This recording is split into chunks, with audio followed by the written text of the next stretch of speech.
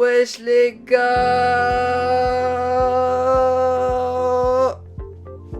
c'est Rara poto. J'espère que vous allez bien les mecs. Aujourd'hui nous allons parler des meilleurs promus de l'histoire de la première ligue. Encore une fois je mets ce maillot parce que nous sommes dans le thème. C'est un peu parce que j'ai qu'un seul maillot de première ligue hein. On va parler des équipes qui étaient en championship. Ensuite ils sont montés en première ligue. Et là ils nous ont mais époustouflés. Ça se dit? Ouais, époustouflé. En plus, avec Nottingham Forest qui est monté en première ligue, la vidéo tombe à pic. Peut-être que Nottingham Forest pourra faire partie de ces promus qui vont créer la surprise la saison prochaine. D'ailleurs, pour la petite anecdote, Nottingham Forest, c'est le seul club de l'histoire qui a remporté plus de Ligue des Champions que de championnat. Ouais. Je sais pas quoi dire. Et c'est pas évident hein, parce qu'il y a plein de clubs qui montent en première ligue et ensuite ils redescendent. Tu vois les Norwich, les Fulham, les Huddersfield, tout le temps eux ils prennent l'ascenseur. Mais tu vois quand tu prends l'ascenseur, normalement qu'est-ce que tu fais? Bah tu montes, tu ouvres la porte, tu rentres chez toi, tu fermes la clé et hop tu sécurises ta place en première ligue. Sauf que les Norwich, Fulham, Huddersfield, eux ils prennent l'ascenseur mais l'ascenseur il est en panne. À chaque fois ils reviennent au rez-de-chaussée mais c'est pas normal. Et du coup aujourd'hui on va voir ensemble les 5 promus de première ligue qui ont le plus impressionné. Un top 5, c'est carré.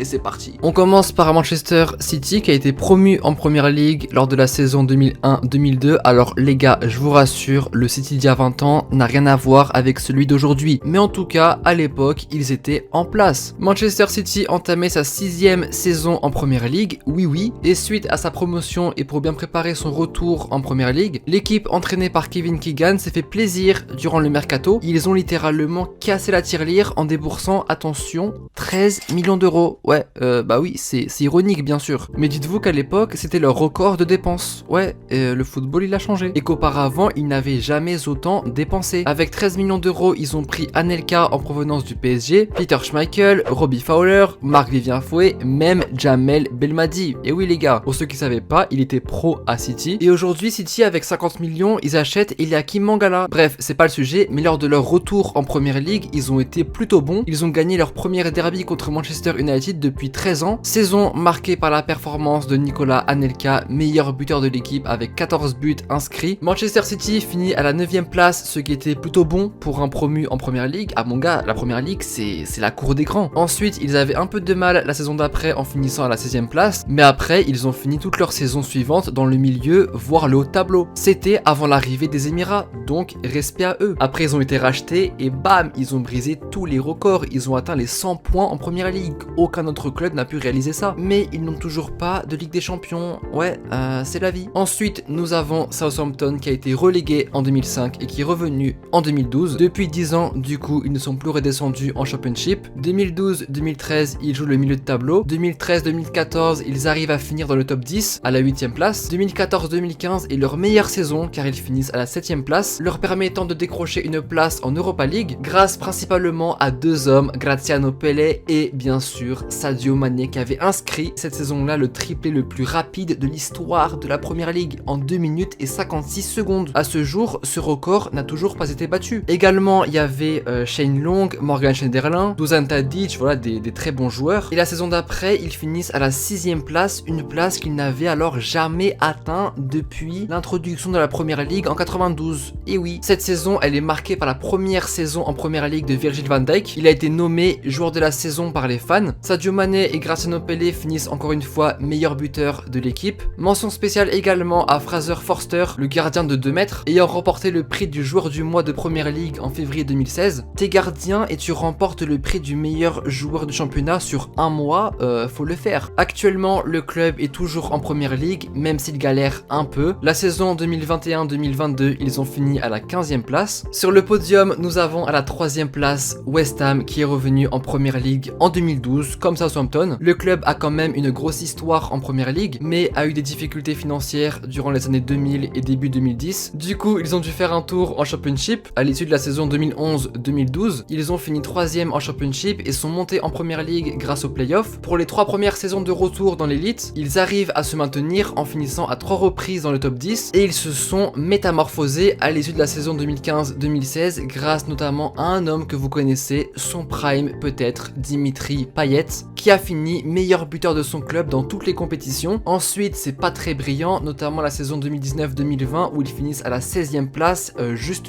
Cependant, depuis la saison 2020-2021, c'est très notable. Ils ont fini à la 6e place, presque un record pour eux grâce à Thomas Souček, je sais pas si on prononce comme ça, Michail Antonio et bien sûr Jesse Lingard qui était prêté par Manchester United. Il était bien revenu à son niveau, on s'en rappelle tous. Et puis 2021-2022, j'ai envie de dire que c'est encore plus beau. Ils la finissent à la 7e place et font une belle aventure en Europa League. Demi-finaliste de la compétition, une première pour le club depuis 76. C'était en battant Lyon en quart de finale. Et vous allez me dire, les hommes de la situation, c'était qui? Bien sûr, l'Algérien Saïd Benrahma, Michail Antonio et Jarrod Bowen, joueur qui a été cette saison meilleur buteur du club, toute compétition confondus. Et bien sûr, mention spéciale au gardien Fabianski, incroyable, et Alphonse Areola. À la 2e place, on arrive avec du très lourd, bien sûr, Wolverhampton de retour en Première Ligue pour la saison 2018-2019. Une première depuis la saison 2011-2012. Les mecs, ils arrivent, première saison, 7e du classement. Et puis, la chose la plus surprenante était la manière à laquelle ils arrivaient à tenir face au Big Six. Les gars, c'est un promu, on le rappelle. Ce qui leur a permis de telles performances était en partie le recrutement, avec tous les bons portugais qui sont venus, Diogo Jota, Rui Patricio,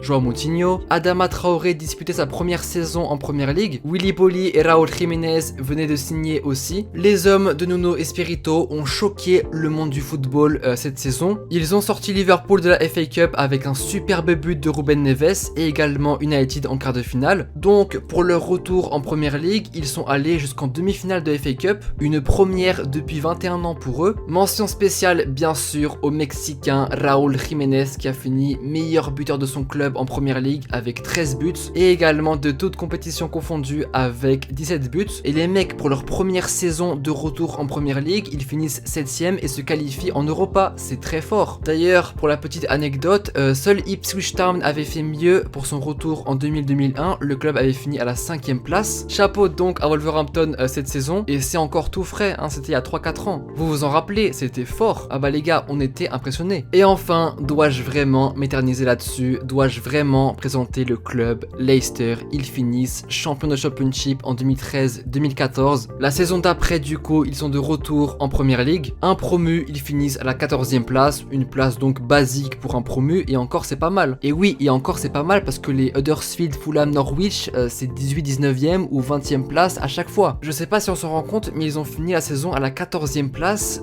proche de la relégation. Et la saison suivante, champion d'Angleterre, première place, sans pression. Le premier titre de champion de Première Ligue de leur histoire. Un des plus grands exploits du football anglais et du football en général. Saison marquée principalement par 3 cracks, Jamie Vardy, Riyad Mahrez, N'Golo Kanté, vous connaissez. Vardy, il a marqué durant 11 matchs consécutifs. Mahrez, le mec, il mettait des feintes à tout le monde. Il avait la flemme de revenir en défense parce qu'il savait que Kanté était derrière, il était partout le mec. Kanté, il avait 7 poumons. Cette équipe, les gars, c'était n'importe quoi. Et est-ce qu'on en parle du classement? Leicester qui se bat avec Arsenal et Tottenham pour être champion, Arsenal 2e, Tottenham 3e, bref, une saison unique en tout genre qu'aucun fan de foot n'oubliera. Mais c'est incroyable, c'est dingue. Et donc, voilà, c'était les 5 promus de Première Ligue qui ont le plus impressionné. J'espère, les gars, que la vidéo vous aura plu. N'hésite pas à me dire en commentaire si t'as un promu en tête qui a été incroyable en Première Ligue. En tout cas, moi j'ai pris les 5 plus importants. En tout cas, mon gars, si la vidéo t'a plu, eh ben écoute, mets ton gros like, ça fait super plaisir. Commente, il y a mes réseaux en description si tu veux parler avec moi. On discute football, il n'y a aucun problème. Sur ce, bah à très vite pour une prochaine vidéo.